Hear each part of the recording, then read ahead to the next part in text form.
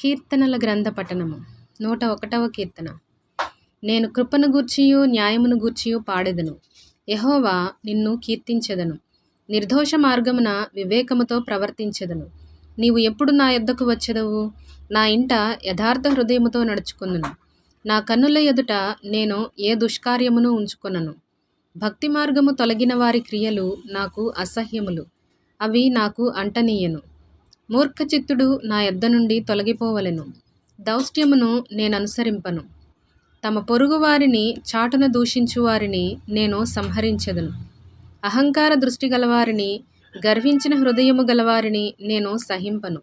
నా యొద్ద నివసించున్నట్లు దేశములో నమ్మకస్తులైన వారిని నేను కనిపెట్టుచున్నాను. నిర్దోష మార్గమందు నడుచువారు నాకు పరిచారకులగుదురు.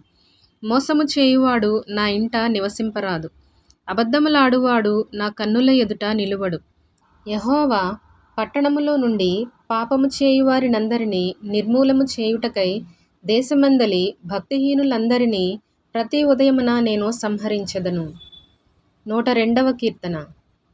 యెహోవా, నా ప్రార్థన ఆలకింపుము. నా మొర నీ యొద్దకు చేరనిమ్ము.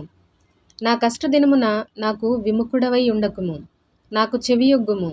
నేను మొరలిడు నాడు త్వరపడి నాకుత్తరమిమ్ము.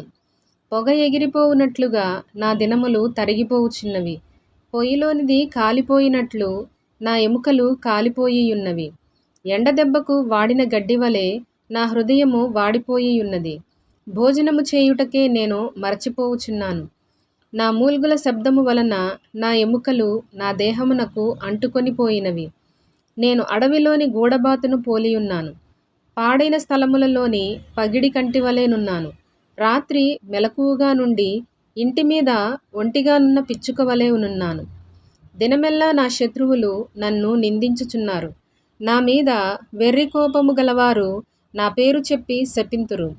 నీ కోపాగ్నిని బట్టియు నీ ఆగ్రహమును బట్టియు బూడిదెను ఆహారముగా భుజించుచున్నాను.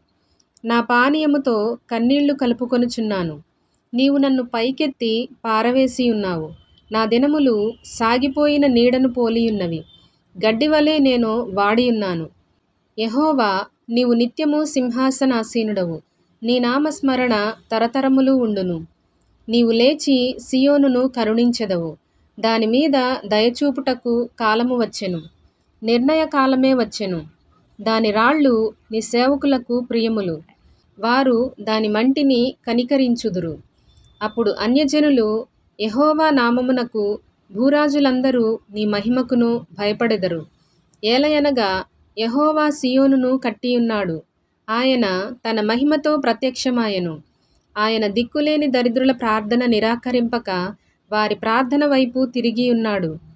యెహోవాను సేవించుటకై జనములును రాజ్యములును కూర్చబడినప్పుడు మనుష్యులు సియోనులో యెహోవా నామ ఘనతను, యెరూషలేములో ఆయన స్తోత్రమును ప్రకటించునట్లు చెరసాలలో ఉన్నవారి మూల్గులను వినుటకును, చావునకు విధింపబడిన వారిని విడిపించుటకును ఆయన తన ఉన్నతమైన పరిశుద్ధాలయము నుండి వంగి చూచెననియు, ఆకాశము నుండి భూమిని దృష్టించెననియు వచ్చుతరము తెలుసుకొనున్నట్లుగా ఇది వ్రాయబడవలెను. సృజింపబడబోవు జనము యెహోవాను స్తుతించును. నేను ప్రయాణము చేయుచుండగా ఆయన నా బలము కృంగజేసెను. నా దినములు కొద్దిపరచెను. నేనీలాగున మనవి చేసితిని. నా దేవా, నా దినముల మధ్యను నన్ను కొనిపోకుము. నీ సంవత్సరములు తరతరములుండును.